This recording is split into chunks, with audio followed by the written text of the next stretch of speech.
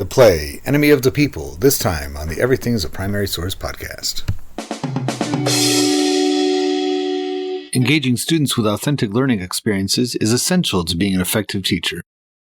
Here's the 2026 New Hampshire Teacher of the Year, Megan Philbrook, speaking about her experience with my primary source borrowing service, EPS To Go, which aims to do just that.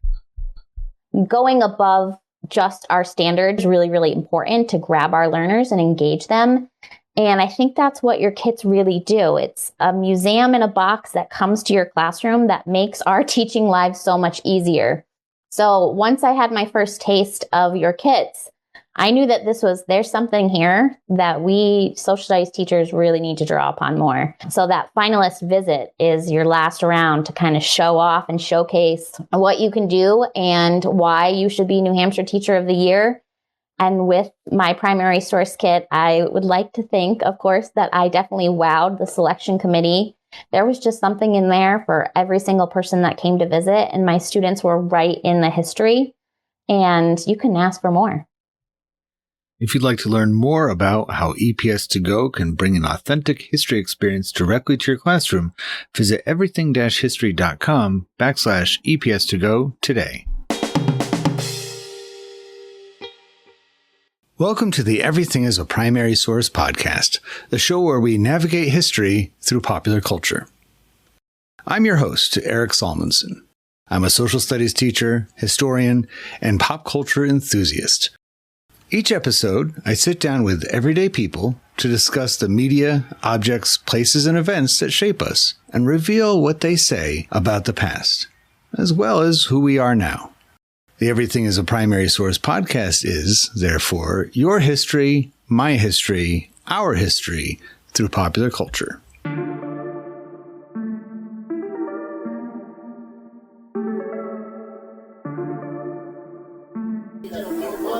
So Shoshannah is with me right now from the Vermont Stage. That's and right. You are based out of one of my favorite places, Burlington, Vermont. And, That's correct. Tell me a little bit about your organization and what you do. Well, Vermont Stage is a professional theater company in Burlington. We have several main stage plays every year. We're doing a children's play right now for the first time. And but what I do is I do our education programs. And right now we are touring an original production, an adaptation of Ibsen's Enemy of the People. We're touring to middle schools and high schools all over Vermont. We're also touring a school to elementary school students called the Imaginators. And we have a playwrights program as well for middle school and high school students. So in that playwrights program, is it directly or indirectly stated to them that whatever their ideas are, when they write a play, when they write some kind of narrative story with characters, that even if they're not attempting to, it's going to reflect the world around them in some way, even if it's not overt? Is that ever stated in the presentation, or is it just kind of assumed to be true? I think what we really focus on is we want to hear your voice.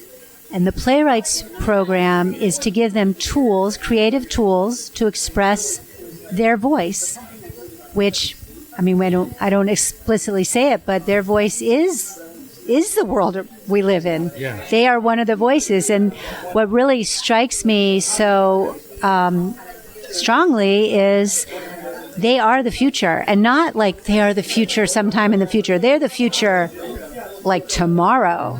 They're going to be voting. Many of them are voting, and they're going to be our leaders. We are.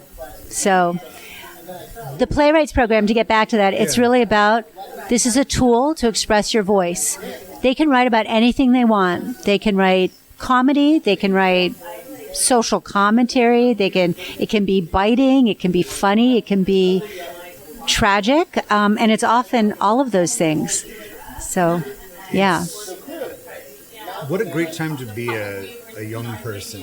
I know when I was I'm so glad you said that, because I mean, it can be kind of the world has always been a confusing place, especially the larger your worldview gets. right? In the modern era, you have access to understanding, or at least being aware of people all around the globe in an instant. Your own world can be complicated, but what a great time to be alive and having all these outlets to express yourself.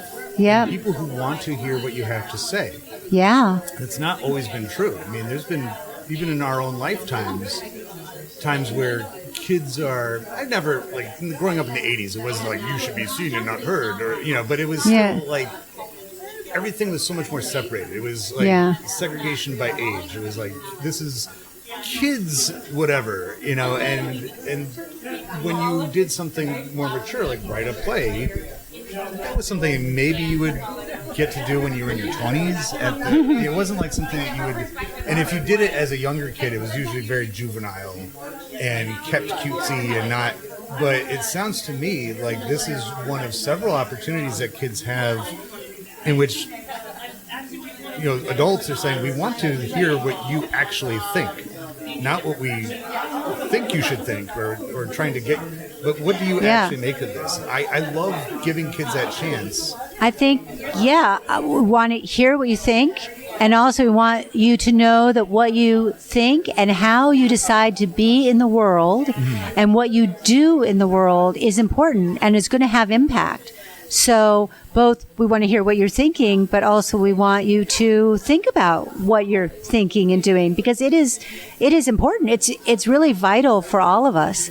And this touring play program, really the mission of that program, besides, I mean, of course, theater is entertaining, it's fun, it's engaging, it engenders empathy and thought.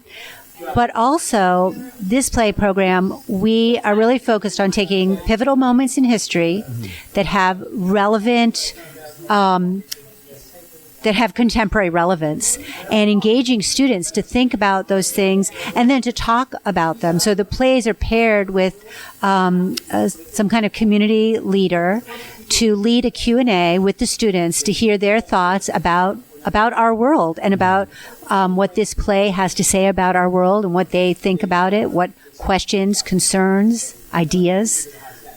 So the world in which The Enemy of the People first came out was late 19th century, 1882. Yes. And I didn't just get that from the top of my head. I had to look it up. That's what we were doing. And as we were just saying before, An Enemy of the People has been interpreted, reinterpreted, adapted, not only as a play several times, but also as movies and all sorts of different kind of media. And now you're doing it in its own form. It's not direct from the source, right? You have So I will say, and I'm not an authority on this, but as I was researching the play, it has been adapted several times, and there's been movies, and Arthur Miller did one. There's Amy Herzog did an adaptation that's making its way now through a lot of regional theaters. Ours, so, and like you brought up West Side Story later, Romeo and Juliet, that's really been like reinterpreted. Romeo and Juliet, West Side Story, and so many stories telling the story of Romeo and Juliet because it resonates over and over and over again. So yes, ours is more sort of on that trajectory. It's a reimagining. It takes place in contemporary times.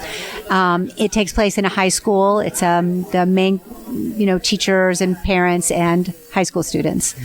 It kind of reminds me of similar time period. Little Women was initially a series of stories compiled into a book. 1869, so in a different part of the world. It's not Swedish, but it's American. But it's also found its way in play form. There's a musical version of it. There is several movies. And one of the most recent movies that came out for Little Women was a modern adaptation. They put the March family in the 21st century rather than always being in the Civil War era. Oh, was that the... It got a little bit overshadowed because the very next year was the much larger and anticipated. Oh, with Timothy Chalamet. As okay. Lori. Yeah. It was a little less. It didn't have the budget that one did. Which, maybe that's why they decided, hey, let's set it in present day instead of trying to round up a bunch of things to set it in 1860s New England. We can just make it now. But I think one of the things that they accomplished in it was that they demonstrated that the problems of the characters, their conflicts, what they had to overcome, and the way they interacted remain true even in the modern era. It's not something that's just specific to late 1860s in New England. It's something that can be related across. Well, I think a lot of these classic plays, because they deal with issues of humanity. They deal with conflicts that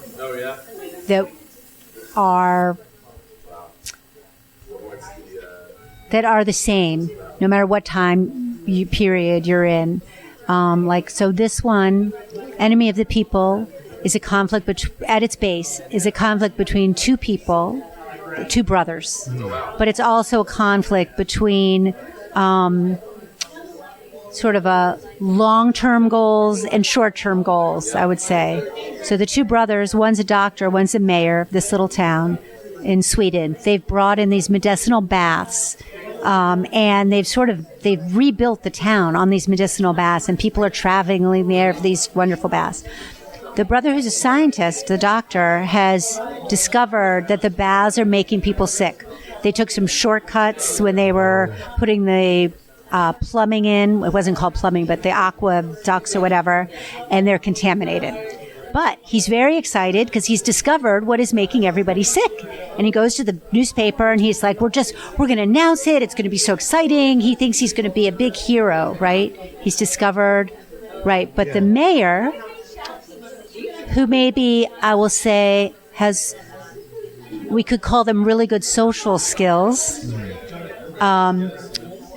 Or you could say he's extremely manipulative, depending on how you look at it.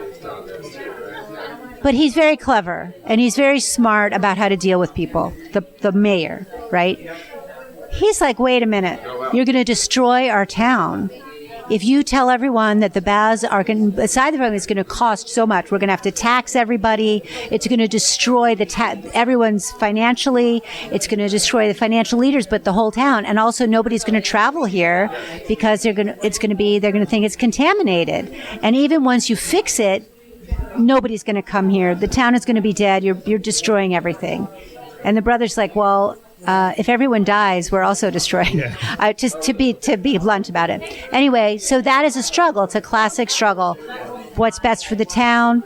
Being public panic. Yeah. And the doctor brother also, I would say, he doesn't have great social skills. He's not massaging his message at all. He's just he's sure that he's right. And he's a little smug about it, and he's just full speed ahead. Yeah. Also, they're brothers, and there's a brother struggle. Cain and Abel type something, thing going on. Sibling struggle that goes back and has, Anyway, they're different. They're two different, very different people. By the end of the play, the mayor has managed to turn the whole town against the scientist, to the point where he, at his own meeting that he called, he's declared an enemy of the people. He's ostracized from the town. They throw rocks in his windows. They beat his kids up at school. Oh, and he's never, ever allowed to present that scientific evidence. The public never sees it. Because he's now an enemy of the people. So ignorance is bliss taken to an extreme, where they just ignorance is bliss. Not to know. Yes, but also very well politically massaged. Mm-hmm. And I imagine you see why we chose this play. Yeah, I mean, you could do, the Emperor's New Clothes. You could do, Macbeth, or all these stories that, no matter what time you're in, we'll have some kind of present day conflicts that people could draw similar things to. I mean, that's why these plays are classics, right? They're classics because they have that universal, timeless resonance. Right. Where you can understand, and I guess it shows forward thinking to Henrik Ibsen, is that how you would say his name? Or I think Henrik Ibsen. Maybe, I don't know if I'm pronouncing it in a Swedish accent. Get our Swedish audience members to let us know if we're getting it wrong or not. As a fellow educator, I know that taking our social studies classes to historical sites and museums can be a rewarding experience for everyone involved. But between coordinating transportation, keeping track of permission slips, and paying out of pocket for unforeseen expenses, it can also be a large task for a busy teacher. The Everything is a Primary Source to Go artifact borrowing service replicates the most engaging part of a museum field trip, and that's interacting with real historic objects directly in your classroom, but without the process and cost of taking your class off campus. The Everything is a Primary Source archive contains ephemera and physical objects dating from the 1820s onward, with emphasis on the 20th century. Pre-made and curated kits pull from the collection and are designed to complement your curriculum, just as the exhibits at your favorite cultural center do. Visit everything-history.com to learn more about EPS To Go and how it can help you bring the museum to your classroom. I suppose that demonstrates for him and his generation of storytellers, and maybe even highlights that I think all too often we put the 19th century wrongly into this one box of being not what it actually was. And it's probably the most incredible revolutionary era from beginning to end. If you look at 1801 compared to 1900, the kinds of transportation people had in 1801 was the same as the Romans were using. And they didn't have electricity. They didn't have indoor plumbing, although it seems to be that's a problem for these people. But they didn't have all these modern amenities. You move ahead to 1900, it's a totally different world. So 1882 is definitely along that path of a second industrial revolution is going on. There's been remarkable changes in the dynamics of societies. You have a much more scientific culture, at least somewhat. Civic engagement is at a much different place. Women in our country anyway. I imagine Sweden is known for being a lot more progressive than the United States in most time periods. Women's suffrage may have been a thing in Sweden, I don't know, in that era a bit more. So people involved in the 19th century has just as much, if not more, of that remarkable change in everything that we can't just paint it into this corner of old. Everything's old back then, and they don't know anything. No, they were riding this huge wave of scientific achievement and innovation, and how do you present that to the people, right? Yeah. How do you get people to, and politicians on both sides of the Atlantic obviously understood that the relationship between science and civics can be a good one if what you're promoting to people and giving to them is a positive good for everybody. A new sewage system, people like that instead of the alternative. A subway system would be great. Those are all achievements. But then if somebody says, oh, wait a minute, maybe we move too fast on this, there's a problem. Illness, death, these things are going to happen if we're not. Politicians are like, well, I don't want to be connected to that. I mean, it's really all the way you look at it. I read somewhere that, after the printing press was revolutionized and people had access to books, people thought, oh, that's the end of culture, right? Because young people are just going to bury their nose in a book, which is a horrible thing, right? They're not going to, they're not going to come to church. I don't really remember exactly what it was, but it was just so, and socialization will cease because people will just isolate themselves.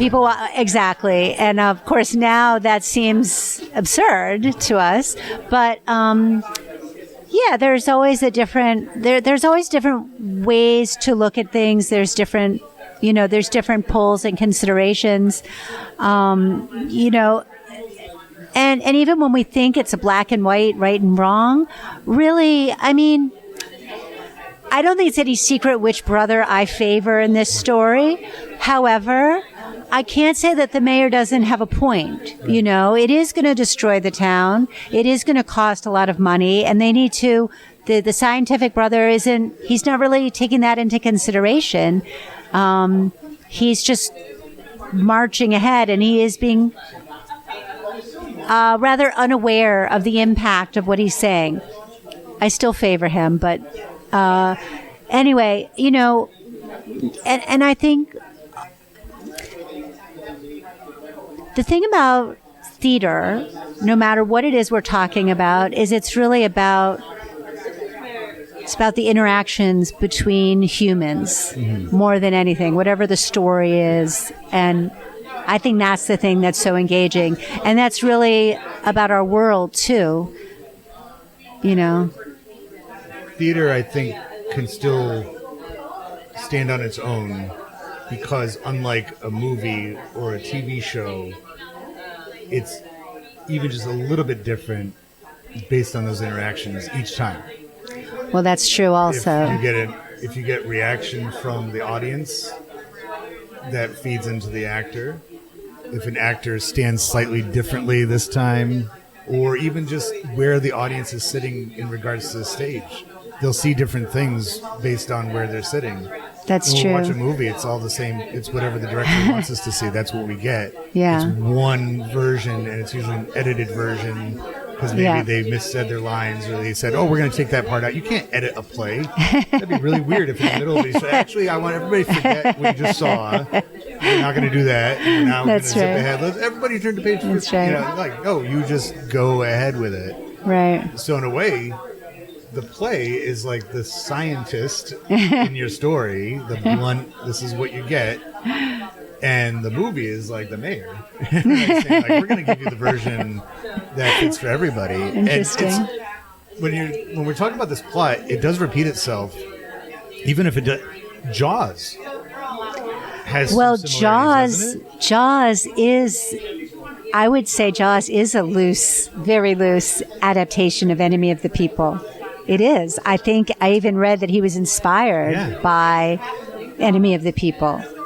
So that book, I forget the author of it, but I'm pretty sure it was written isn't it? Specifically It's not Stephen. Is it Stephen King? I don't So know. Spielberg did the movie. Yeah. But my understanding of it, actually, I'm going to credit a student. I don't remember their name right now, but in my pop culture class, one student a couple years ago chose Jaws as their primary source, and they did a good job researching it, and they said the book was written almost expressly so that it would become a movie.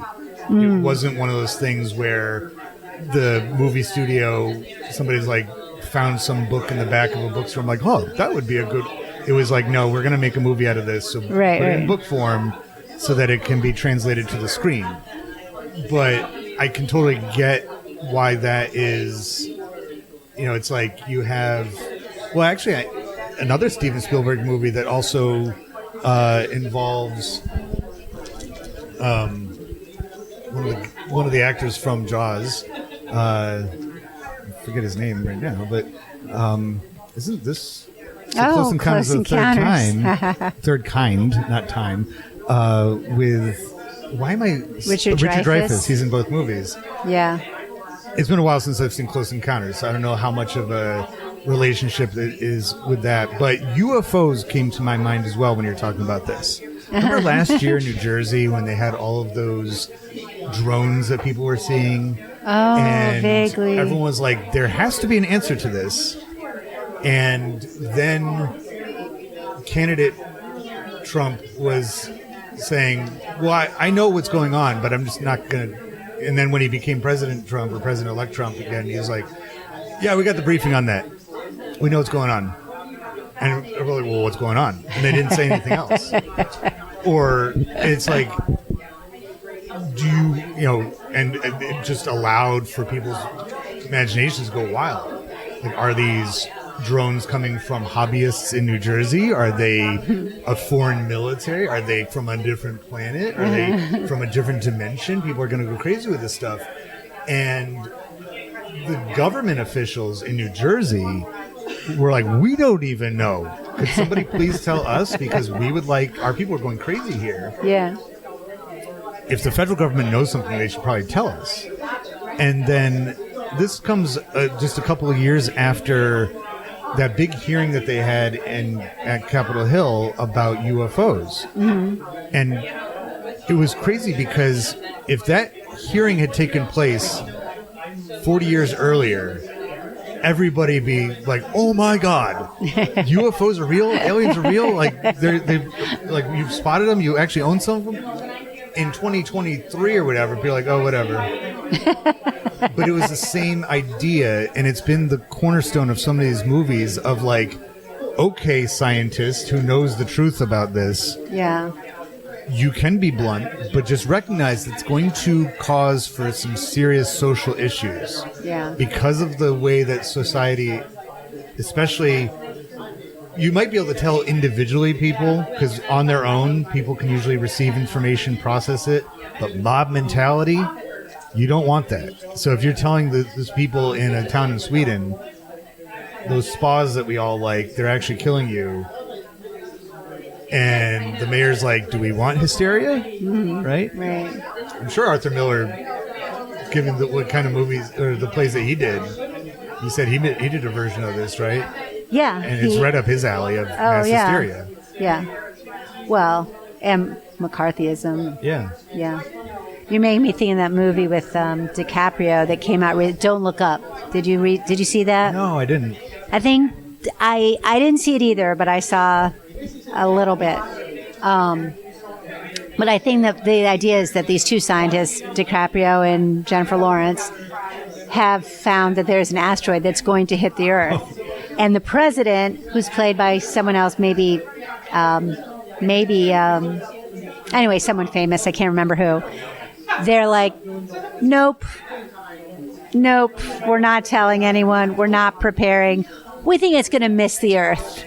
And the scientists are like, no, it's definitely not going to miss the Earth. No. Gina Davis, I think she might have been the president. Okay. I'm not sure. I could be wrong on that one. But anyway, yeah. It repeats itself, right? And it fits into every time period. Because, if you... I think on the one hand, people are concerned of Boy Who Cries Wolf type stuff. Like if you talk too much about something and it doesn't come true, then you lose trust from the public. Right. The public is like, well, what you were warning us about didn't actually happen. So next time that something is legit, we're not going to listen to you because you wasted our trust on this one. Right. So the kind of what we're talking about here is two different mindsets, two different thinking styles. Scientists are notoriously, and I would say the kind of personality that wants to study science and take a scientific approach to things does not have as much of the softer skills, the bedside manner type aspect of it. It's like, nope, it's going to kill us all. And whereas somebody who enters politics, they are much better at schmoozing and relating to people. And, right. Pats on the back. And which is really either you could say both good and bad or neither good nor bad. It's really what they choose to do with it, right? It's a skill. They are good at speaking to people. They're good at communicating. They could use that to manipulate. They could use that to obfuscate, or to completely delude people. But they can also use it to bring a softer touch, find a better solution that isn't all doom and gloom. I mean, there's many ways. It's just a skill. It's a people skill that can be used in a multitude of ways. If those two are merged harmoniously and are running parallel to each other, right, then that's a benefit for society. You would but think. When they collide, it's a disaster because one side or the other is going to And I would imagine probably the more savvy of the two is the one that's going to eventually win over the public, even if they're in the wrong. Even if they're in the wrong, yes. It's like people the more savvy of the communicator. And the I would say we are experiencing that right now. Yeah. I thank you so much for your time. Before we depart, how long is this tour going on for? The tour, I'm booking the tour now. It's going on from February through May. And you can go on our website, Vermont Stage, or people can I guess that would be the easiest way. You can find me, Shoshannah, at vermontstage.org. Okay. And I'll tell you all about how to bring it either to your school or bring your students to us. Okay. And is it strictly for Vermont schools or? We could probably travel over the border into New Hampshire. Okay. We travel, so yeah. Well, even if it's, I have listeners maybe in Sweden right now, so bring it back home.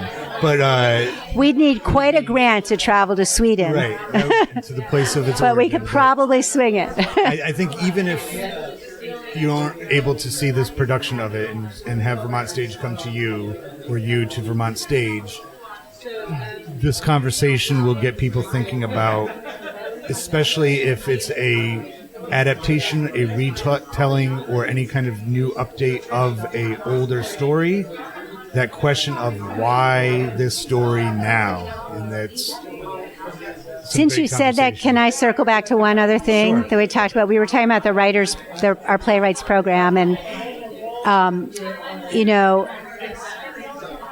how important every student's voice is. And I think I just wanted to say something about hope. That young people now, I think it's very easy to not have hope, or to see things really, to be concerned about the future of our government, of our society, of our planet. But I think also we can see hope, and we do have a power to, especially young people, have the power to determine what direction we go in. And yeah, that's what I wanted to say. It's a great statement, and that's one of the messages of what I do. Popular culture gets that way because we connect to it. Mm-hmm. And if people, not just students, but young people, people of all ages, all backgrounds, if they create, not just consume. Like you and I just created something. If you don't just consume, that adds to the culture, right? And so that hope builds up and up and up every time somebody creates and adds to it. Yeah. And so that's such a wonderful thing that they have that opportunity. So thank you so much. Thank you. Thanks so much.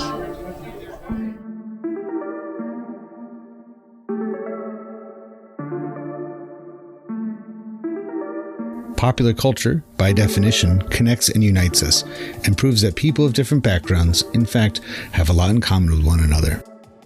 I hope you enjoyed this conversation, at least in part, for that reason. If it connects with you and you'd like to add to it, or any of the podcast episodes, just visit everything-history.com and search for the Everything is a Primary Source project, which can be found in the classroom section of the website. We'd love to hear what you have to say. Be sure to rate and share this podcast wherever you are listening to it now, and follow Everything as a Primary Source on social media, including YouTube and especially Instagram. Thank you for listening to the EPS podcast, where everything is a primary source.